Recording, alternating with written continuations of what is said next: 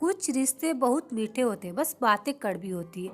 बहू कहाँ मर गई? अंदर से आवाज आई। जिंदा हूँ माँ जी। तो फिर मेरी चाय क्यों अभी तक नहीं आई? कब से पूजा करके बैठी हूँ। ला रही हूँ माँ जी। बहू चाय के साथ भाजिया भी ले आई। सास ने कहा, तेल का खिलाकर क्या मारोगी? बहू ने कहा, ठीक है माँ जी, ले जाती हूँ। सास ने कहा, रहने दो, अब बना दिया है तो खा लेती हूँ। सास ने भाजिया उठाई और कहा, कितनी गंदी भाजिया बनाई है तुमने। बहू, माँ जी मुझे कपड़े धोने, मैं जाती हूँ। बहू दरवाजे के पास छिपकर खड़ी हो गई। सास भाजिया पर टूट पड़ी और पूरी भाजिया खत्म कर दी। बहू मुस्कुराई और काम पर लग गई। दोपहर के खाने का वक्त हुआ। सास ने फिर आवाज लगाई, कुछ खाने को मिलेगा? बहू ने आवाज नहीं दी। सास फिर चिल्लाई, भूखे मारोगे क्या? बहू आई, सामने खिचड़ी रख दी। सास गुस्से से, ये क्या है? मुझे इसे नहीं खाना, इसे ले जाओ।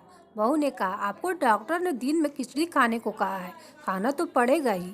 सास मुंह बनाते हुए, हाँ तू मेरी माँ बन जा। बहू फिर से मुस्कुराई और चली गई। आज इनके घर पूजा थी। बहू सुबह 4 बजे से उठ गई। पहले स्नान किया, फिर फूल लाई, माला बनाई, रसोई साफ की, पकवान और भोज बनाया। सुबह के 10 बज गए। अब सास भी उठ चुकी थी। बहू अब पंडित जी के साथ भगवान के वस्त्र तैयार कर रही थी। आज ऑफिस की छुट्टी थी। उनके पति भी घर पर थे। पूजा शुरू हुई। सास चिल्लाती हुई, बहू ये नहीं है, वो नहीं है। बहू दौड़ी दौड़ी आती और सब करती। अब दोपहर के 3 बज गए थे। आरती की तैयारी चल रही थी। पंडित जी ने सबको आरती के लिए बुलाया और सबके हाथों में थाली दी। जैसे ही बहू ने थाली पकड़ी, थाली हाथों से गिर पड़ी। शायद भोज बनाते हुए बहू के हाथों में तेल लग गया था, जिससे वो पूछना भूल गई थी। सारे लोग तरह तरह की बातें करने लगे। कैसी बहू है, कुछ नहीं आता, एक काम भी ठीक से नहीं कर सकती, ना जाने कैसी बहू उठा लाए, ये कार्तिक की थाली भी संभाल नहीं सकी। उसके पति भी गुस्सा हो गए, पर सास चुप रही, कुछ नहीं कहा, बस यही बोल के छोड़ दिया, सीख रही है, सब सीख जाएगी धीरे धीरे। अब सबको खाना परोसा जाने लगा। बहू दौड़ दौड़ के खाना देती, फिर पानी लाती। करीब 70-80 लोग हो गए थे। इधर 2 नौकर और बहू अकेली, फिर भी वहाँ सारा काम बहुत अच्छे तरीके से करती। अब उसकी सास और कुछ आस पड़ोस के लोग खाने पर बैठे। बहू ने खाना परोसना शुरू किया, सबको खाना दे दिया। जैसे ही पहला निवाला सास ने खाया, तुमने नमक ठीक नहीं डाला क्या? ये काम ठीक से नहीं करती, पता नहीं मेरे बाद कैसे ये घर संभालेगी। आस पड़ोस वालों को तो जानते ही हो ना साहब, वो बस बहाना ढूंढते हैं नुक्स निकालने का। फिर वो सब शुरू हो गए, ऐसा खाना है, ऐसी बहू है, ये वो वगैरह वगैरह।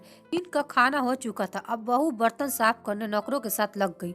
पति गुस्से में 2 थप्पड़ अपनी पत्नी को लगाते हुए कहता है, जाहिल कहीं की, देखकर नहीं कर सकती, तुझे इतना भी काम नहीं आता। सारे लोग देखने लगे। उसकी पत्नी रोते हुए कमरे की तरफ दौड़ी।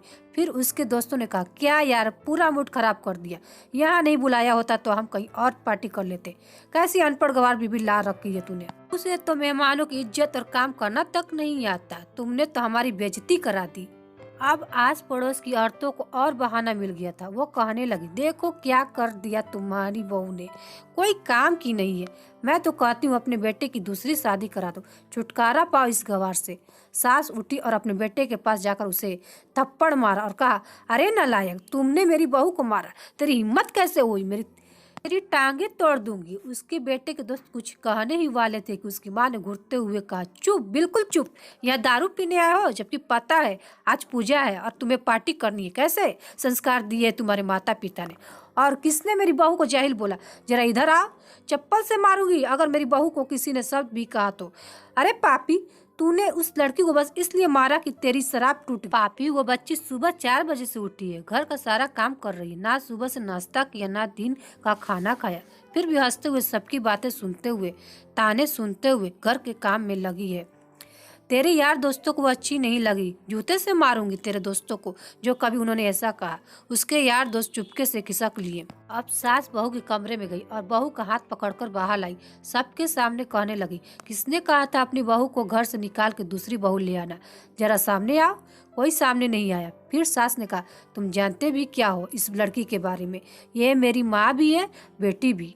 माँ इसलिए मुझे गलत काम करने पर डांटती है और बेटी इसलिए कभी कभी मेरी दिल की भावनाएं समझ जाती है। मेरी दिन रात सेवा करती है, मेरे हजार ताने सुनती है, पर एक शब्द भी गलत नहीं करती, न सामने न पीठ पीछे। और तुम कहते हो दूसरी बहू ले आऊं? याद है ना छुटकी की दादी, अपनी बहू की करतूत? सास ने गुस्से से पड़ोस की महिला को कहा, अभी पिछले हफ्ते ही तुम्हें मियाँ बीवी भूखे छोड़ घूमने चले गए थे। मेरी इसी बहू ने 7 दिनों तक तुम्हारे घर पर खाना पानी, यहाँ तक कि तुम्हारे पैर दबाने जाती थी, और तुम इसे जाहिल बोलती हो? जाहिल तो तुम सब हो जो कोयले और हीरे में फर्क नहीं जानते। अगर आइंदा मेरी बहू के बारे में किसी ने एक लफ्ज भी बोला तो मुझसे बुरा कोई नहीं होगा, क्योंकि ये मेरी बहू नहीं, मेरी बेटी है। बहू सिसकियां लेते हुए फिर कमरे में चली गई।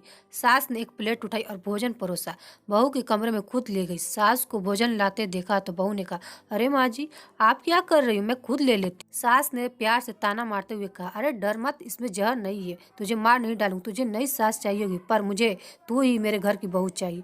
बहू ने अपनी सास को रोते हुए गले से लगा लिया। सास भी रो दी पहली बार और कहा, चल खाना खा ले। फिर मजाक करते हुए कहा, फिर मेरे पैर दबाने चले आना। ये ख्याल मन में मत लाना कि सास पैर दबाने को बोलती है और किसी दिन इसका गला दबा दूंगी, क्योंकि कभी मैं भी यही सोचा करती थी। और दोनों खूब हंसने लगे। आशा करती हूँ कि यह कहानी आपको पसंद आई होगी। आपको कैसी लगी ये कहानी कमेंट बॉक्स में कृपया ज़रूर बताएं, और चैनल को लाइक शेयर और सब्सक्राइब जरूर करें। Thank you.